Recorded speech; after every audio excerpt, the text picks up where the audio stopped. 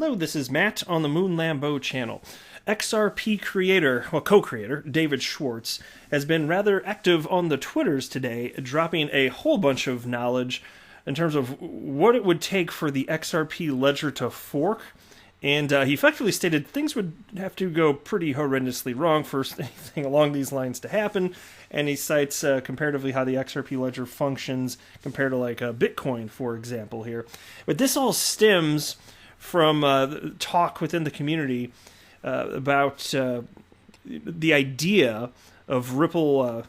Here's a headline from Cointelegraph. Ripple CTO says community could force the company to burn 48 billion XRP. And so I made a video recently on this topic and I've got some new information. And it all stems from this talk, frankly.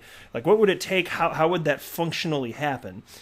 And so in this piece, just to make sure everybody's caught up here, Ripple Chief Technology Officer David Schwartz has admitted the company could be forced by validators to burn its 48 billion XRP tokens, regardless of if it agrees with a decision or not. The company currently holds half the total XRP supply and has come under fire from the community for selling off tokens in the past, although it resolutely refuted claims of price manipulation and has stopped the practice in recent times. In a Twitter thread, Schwartz confirmed that the community could vote for Ripple to burn their entire supply of XRP tokens, stating that the blockchain is very democratic. And here's a quote: "There would be nothing Ripple could do to stop that from happening."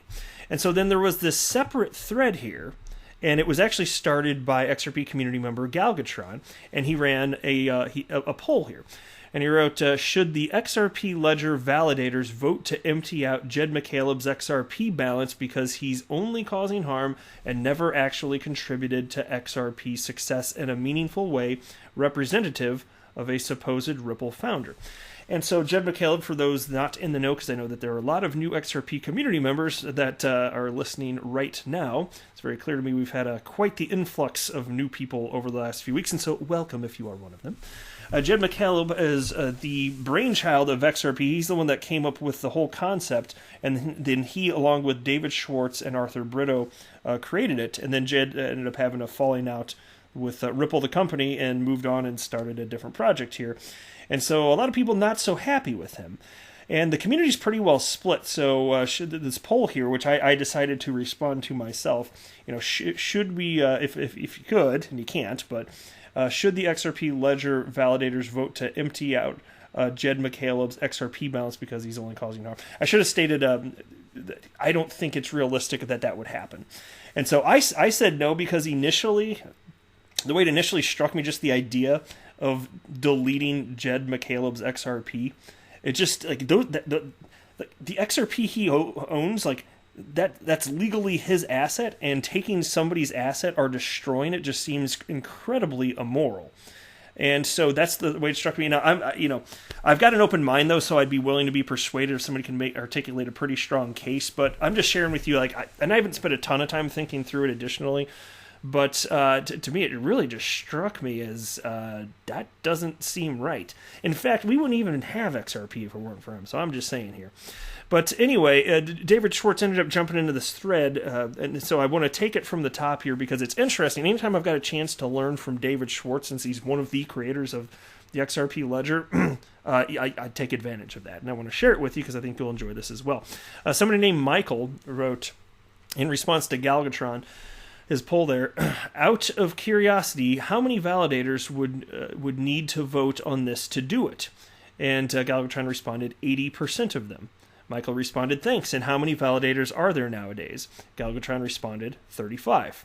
Michael responds, thanks. Somebody named Emergency Food wrote, breaking, centralized Ripple XRP blockchain validators conspire to vote founder Jed McCaleb out of billions of tokens. Also, Ethereum fork never happened. To which Galgatron responded, LOL, right?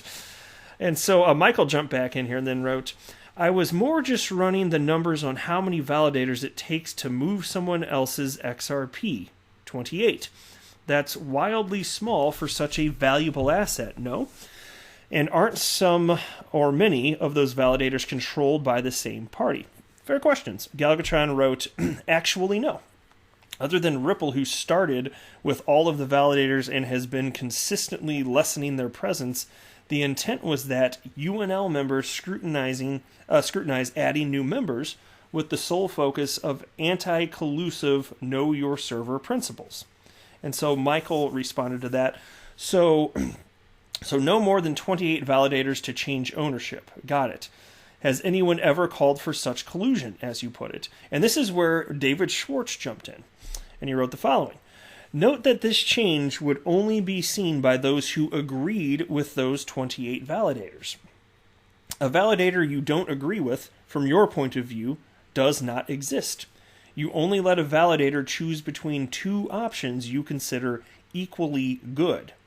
To analogize with Bitcoin, for a hard fork, you need miners, but you also can only take on your side of the fork those who want to be on your side of the fork. Of course, XRP Ledger is easier to fork because you can choose the validators. You can't really choose the miners. If you want to dramatically change the rules of XRP Ledger, you need to publish code that has your rules. Your software could also have a default UNL of validators that accepted your rules. People would choose sides by what software they ran. Market would decide the value of each side. And so do you think Ripple will take up your idea and burn the escrow before the regulations come out? If you're asking me, it definitely wasn't my idea. Someone asked if it was possible, and I explained that it is possible because you can have any rules on a public blockchain that you want. You just can only interoperate with people who agree with your rules. So the point that he's making is, yes, you could absolutely, you can set it up however you want. Whether you're talking about Jed McCalebs or Ripple's holdings of XRP, but you're going to get people to adopt that. That's kind of the question here. Right, and so somebody else jumped into the conversation at this point named Just Curious here on Twitter and wrote, so in theory, if the validators decide they don't like a specific person/account, they can burn the tokens for that address? ? Doesn't that make it centralized and confiscatable? And David Schwartz wrote, no, the validators have no power to do this. If you don't agree with a validator, then from your point of view, it's as if the validator doesn't exist. Rules changes only affect those whose software understands and accepts those rules changes. Same with hard forks in Bitcoin. In practice, to make a rules change, you have to write and publish your code and get people to agree to run your code. So the code you publish would likely include a recommended UNL of validators that agree to run it. And UNL, of course, is a unique node list. And so Just Curious then responded, thank you for the response. Let's say there was an enormous hack and a huge amount of XRP was stolen. Assume the current validators wanted to roll back that transaction. How would that be done? And in theory, couldn't that be done anytime an address needed to be censored/burned? ? And David Schwartz responded, that would take a hard fork. Someone would have to write code to do it and assign it an amendment identifier. Code that supported that amendment would need to be distributed. At some point, validators would vote to enable it. The XRP would move, but at that point, anyone who didn't install the software that supports the amendment would find that their server would halt. If they opposed the change, they could, or would already have, switched to validators that also oppose it.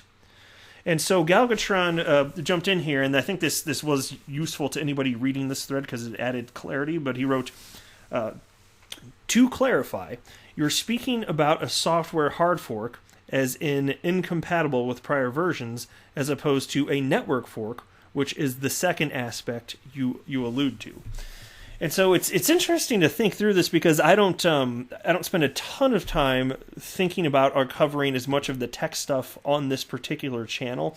It's kind of like, for me, it's like I get it. I'm like a big picture type of guy, and I know how to use email. I don't really care how the sausage is made, so to speak. Like I just want to know that it works, and people that are great with coding and this and that, have vetted it all and have high confidence that, yes, everything's fine. So kind of similarly with crypto stuff here. I just, as long as there's a widely accepted confidence in the system here, super duper. But it is kind of fun to, when I have an opportunity to learn more from David Schwartz, when he fleshes it out in a way that's not as difficult to understand. It is fun to learn little bits along the way here and just kind of see how everything operates. But I'm not ever going to pretend to be some sort of tremendously techie type of guy. To me, it's more about the fundamentals of the way that XRP is being adopted and just the general rollout and acceptance of the cryptocurrency asset class. I'm more interested in that. Just in a general sense, than like the guts of how cryptocurrencies perform. And I think that the average person in the space really does not need to understand the technical aspects of it. Just like if you're using the internet, you don't need to know that TCP/IP is the glue of the internet or how it works. Like you really don't. It just needs to be user friendly. Anyway, that is it for this video. I am not a financial advisor. Do not buy or sell anything, because of anything that I say or write, that would be a very, very, very bad idea. Until next time, to the moon, Lambo!